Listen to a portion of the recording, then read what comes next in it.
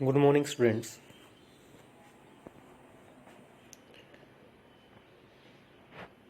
आज का हमारा अध्याय प्राकृतिक वनस्पति तथा वन्य प्राणी हम पढ़ने जा रहे हैं। तो प्राकृतिक वनस्पति क्या होती है? हमने हमने अपने आसपास अलग अलग प्रकार के हम जो वृक्ष हैं वो देखते हैं, झाड़ियाँ देखते हैं, घास देखते हैं, पक्षियों को देखते हैं, पशुओं को देखते हैं। तो ये जो अपने आसपास जो वृक्ष, झाड़ियाँ, घास, विभिन्न प्रकार की फसलें जो हम देखते हैं, इनको वनस्पति कहा जाता है। तो भारत एक विशाल देश है। यहाँ पर अनेक प्रकार के जो जीव जंतु हैं या पेड़ पौधे हैं वो पाए जाते हैं। तो भारत में विभिन्न प्रकार की जो जैव विविधता है, मतलब जीवों के अंदर एक काफ़ी मात्रा में जो विभिन्नता है वो पाई जाती हैं, विभिन्न प्रकार के जीव जंतु पाए जाते हैं। तो उसी को देखते हैं कि भारत के अंदर जीव विविधता है वो कैसे कैसे या किस किस क्षेत्र में कौन कौन से जो जीव हैं वो पाए जाते हैं। सबसे पहले देखिए कि भारत विश्व के मुख्य 12 जैव विविधता वाले देशों में से एक है। मतलब 12 है जो मुख्य ऐसे देश जहाँ पर विभिन्न प्रकार के जीव जंतु और पेड़ पौधे पाए जाते हैं। तो उन 12 मुख्य देशों में से भारत भी एक है।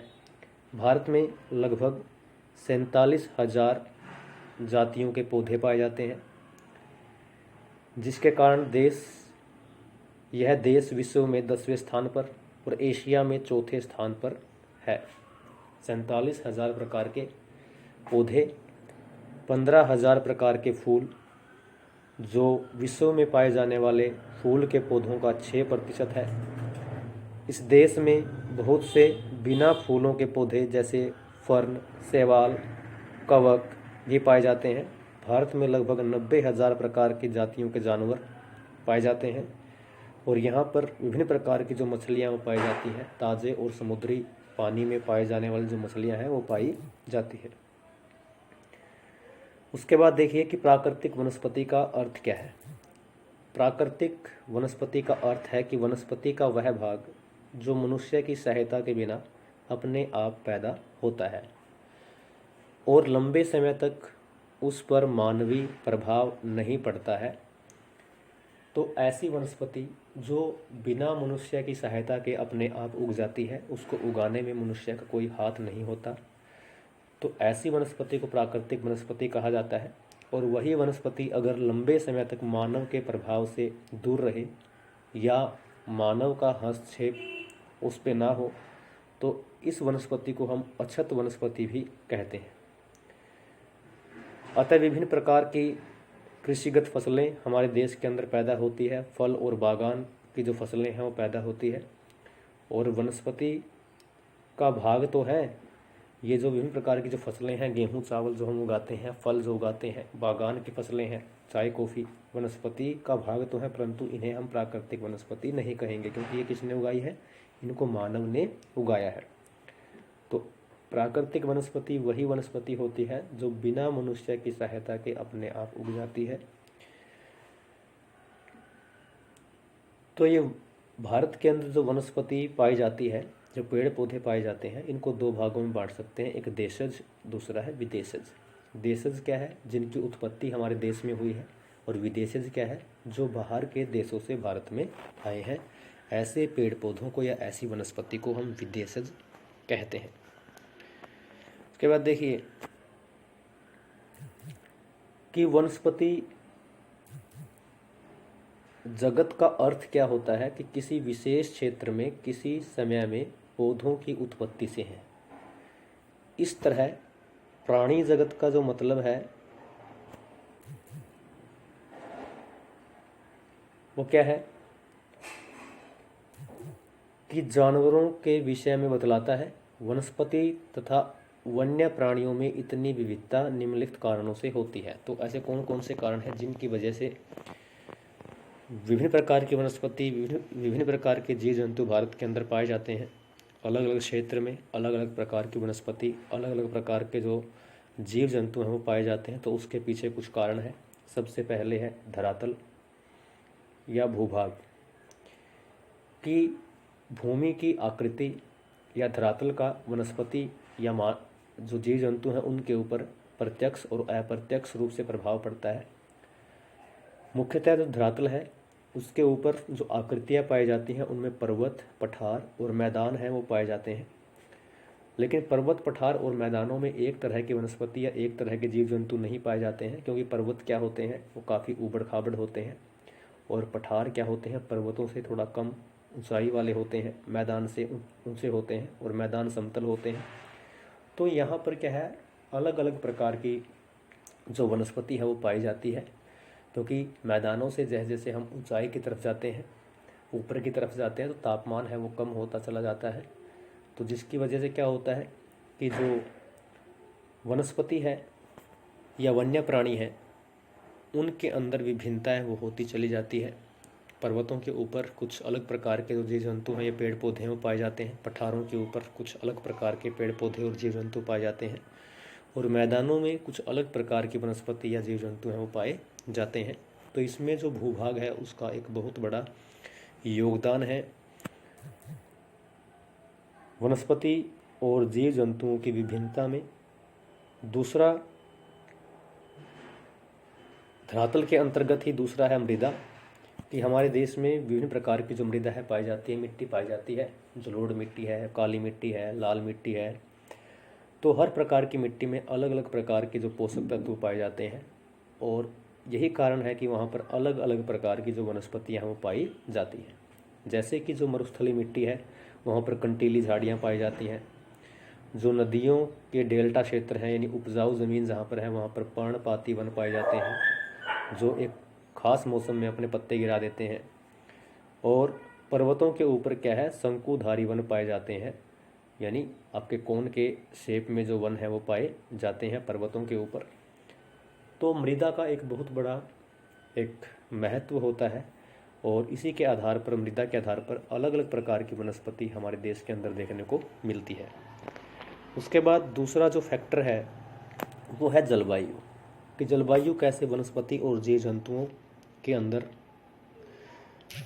विभिन्नता के लिए उत्तरदायी है। तो जलवायु में सबसे पहले हम बात करेंगे तापमान की, कि तापमान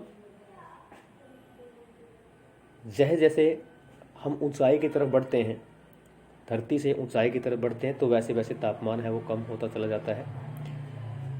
और पर्वतों के ऊपर क्या है, जो वनस्पति है वो शंकु के आकार में जो पेड़ हैं वो पाए जाते हैं, और मैदानों में जो पेड़ों का आकार है वो काफ़ी बड़ा होता है।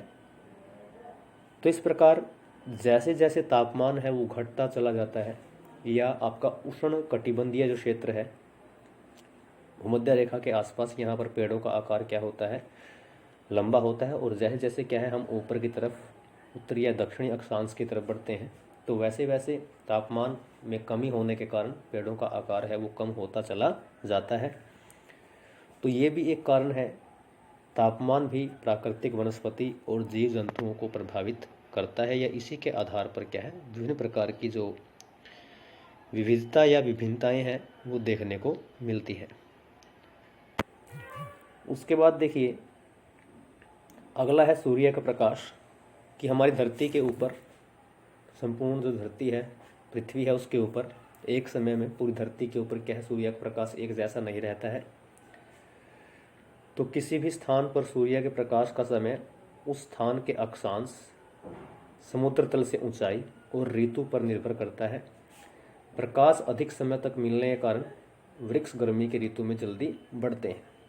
जहाँ पर अत्यधिक समय तक प्रकाश है सूर्य का रहेगा, तो वहाँ पर पेड़ों की ऊंचाई है वो देखने को मिलेगी, और जहाँ पर सूर्य का प्रकाश बहुत कम मात्रा में या कम समय तक रहता है वहाँ पर पेड़ों की ऊंचाई है वो कम देखने को मिलेगी। जैसे आपका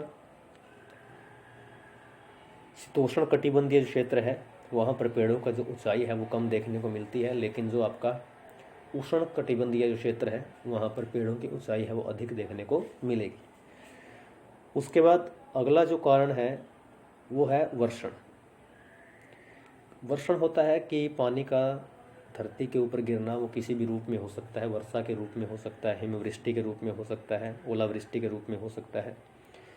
तो वर्षण जहाँ पर अधिक होगा या वर्षण क्या है वो किस तरीके से हो रहा है वो भी निर्भर करता है कि वनस्पति वहाँ पर किस प्रकार की पाई जाएगी। देखिए, भारत में अधिकतर जो वर्षा है वो दक्षिण पश्चिमी मानसून जून से सितंबर के बीच में होती है और पीछे हटते उत्तर पूर्वी मानसून से होती है। दक्षिण या कुछ राज्य है जहाँ पर क्या होता है, उत्तर पूर्वी मानसून से बारिश होती है। तो अधिक वर्षा वाले क्षेत्रों में कम वर्षा वाले क्षेत्रों की अपेक्षा सघन या घने वन पाए जाएंगे। जहाँ पर अधिक वर्षा होगी वहाँ पर वनों का जो या प्राकृतिक जो वनस्पति है उसका जो क्षेत्र है वो अधिक होगा। इसमें प्रश्न है कि पश्चिमी घाट की पश्चिमी ढलानों पर पूर्वी ढलानों की अपेक्षा अधिक सघन वनस्पति पाई जाती है। ये हमारा भारत का प्रायद्वीपीय भारत है और यहाँ पर क्या है, हमारे जो पश्चिमी घाट हैं वो पाए जाते हैं। तो पश्चिमी घाट की जो पश्चिमी ढलान है इस साइड वाली, तो यहाँ पे अधिक वनस्पति क्यों पाई जाती है, क्योंकि जो हमारा दक्षिण पश्चिमी जो मानसून है वो सबसे पहले आकर के यहीं पर टकराती है। इन पर्वतों की ऊंचाई बहुत अधिक है, तो इसलिए यहाँ पर क्या है, अत्यधिक वर्षा होने के कारण लगभग 400 सेंटीमीटर वार्षिक से भी अधिक वर्षा यहाँ पे होती है। तो इसलिए यहाँ पर सघन या घने वन पाए जाते हैं। इसके दूसरे साइड में जो पूर्वी ढलान है इस साइड में, ये क्योंकि ये वृष्टिसार क्षेत्र है, यहाँ पर वर्षा नहीं हो पाती है ना, तो इसलिए यहाँ पर क्या है, जो वनस्पति है, प्राकृतिक वनस्पति है या वन है, वो काफ़ी कम मात्रा में पाए जाते हैं। उसके बाद देखिए,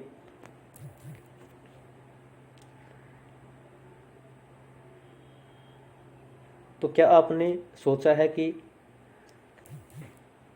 वन मनुष्य के लिए क्यों आवश्यक है?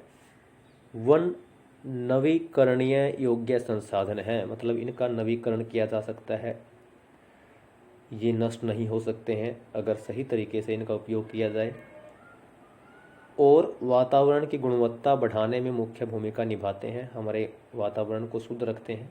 ये स्थानीय जलवायु, मृदा अपरदन, मृदा का कटना, हवा की वजह से, पानी की वजह से, नदियों की धारा नियंत्रित करते हैं। ये बहुत सारे उद्योगों के आधार है तथा कई समुदायों को जीविका प्रदान करते हैं। ये मनोरम प्राकृतिक दृश्यों के कारण पर्यटकों को आकर्षित करते हैं। ये पवन और तापमान को नियंत्रित करते हैं, वर्षा लाने में सहायक होते हैं। इनसे मृदा को जीवाश्म मिलता है, जो जीवों का जो अंश है वो मृदा के अंदर इन्हीं से आता है। वन्य प्राणियों का आश्रय स्थल है, मतलब उनके रहने की जगह क्या है, वन है। तो वन इसलिए हमारे लिए क्या है, महत्वपूर्ण होते हैं। उसके बाद देखिए कि भारतीय प्राकृतिक वनस्पति में कई कारणों से बहुत बदलाव आया है, जैसे कृषि के लिए अधिक क्षेत्र की मांग, उद्योगों का विकास, शहरीकरण की जो परियोजनाएं हैं, शहरों का विकास निरंतर हो रहा है, उद्योगों का विकास हो रहा है और कृषि क्षेत्र है वो लगातार बढ़ता जा रहा है। तो इन्हीं के कारण क्या है, भारत के अंदर जो प्राकृतिक वनस्पति है वो लगातार क्या है, कम होती जा रही है। या फिर पशुओं के लिए चारे की व्यवस्था के कारण क्या है, जो ये प्राकृतिक जो वनस्पति जो क्षेत्र है वो लगातार कम होता जा रहा है। अब भारत में 2003 में वनों का कुल क्षेत्रफल 68 लाख वर्ग किलोमीटर था। भारत के बहुत से भाग में वन क्षेत्र सही मायने में प्राकृतिक नहीं है। कुछ अगम्य क्षेत्रों को छोड़कर, जहाँ पर अगम्य क्या होता है, जहाँ पर जाना आसान ना हो, जैसे हिमालय, मध्य भारत के कुछ भाग, मरुस्थल, जहाँ प्राकृतिक वनस्पति है। शेष भागों में मनुष्य के हस्तक्षेप से प्राकृतिक वनस्पति आंशिक या संपूर्ण रूप से परिवर्तित हो चुकी है या फिर बिल्कुल निम्न कोटि की हो गई है।